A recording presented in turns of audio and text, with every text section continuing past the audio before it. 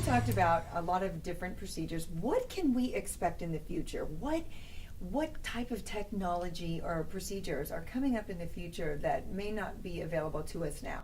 Well, it's very exciting. You know, here at Bascom Palmer, we're always doing cutting edge research. So I have a study that's starting looking at stem cells, and we're actually looking at periorbital fat.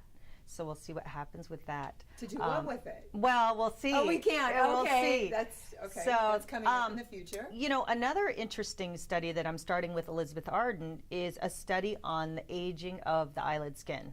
Interesting. So we're actually going to study what happens across different ages, different backgrounds, ethnic backgrounds, and male and female, male versus female.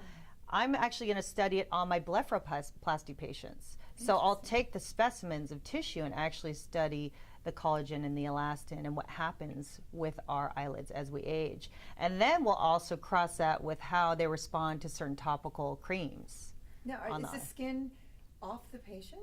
Yeah, you know, does it still grow? No, but in a blepharoplasty, I'm going to remove the tissue and examine it. I see. And compare a 60-year-old Hispanic female with a 40-year-old Caucasian male, you know, and cross-check the differences and draw your in the skin. analysis Right. way. Okay, I understand. Right, and you know, they'll treat one side with a topical eye cream that is made by Elizabeth Arden, and one side will be untreated, and I'll have both specimens, so we'll see what happens there. So that's really exciting. It is.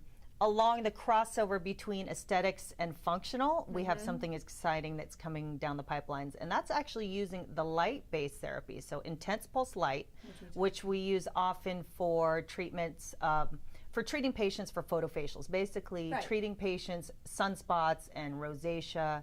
It's even used for hair removal, but what we've noticed in these patients is that those with dry eyes have actually noticed an improvement.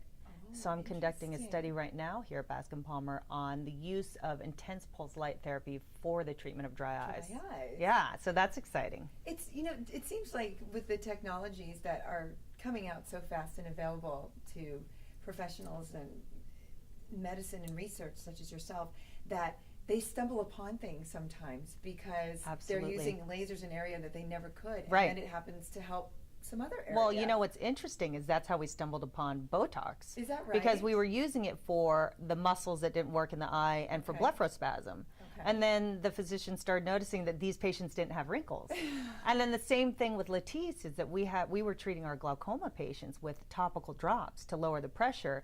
And then these patients grew these huge long lashes. And that's what led to Latisse. Thank you so much for watching Aesthetic TV. Thank you, the Bascom Palmer Eye Center. Thank you, Dr. Wendy Lee. Thank you so much. Appreciate you being here. Thank you. Stay tuned for more Aesthetic TV.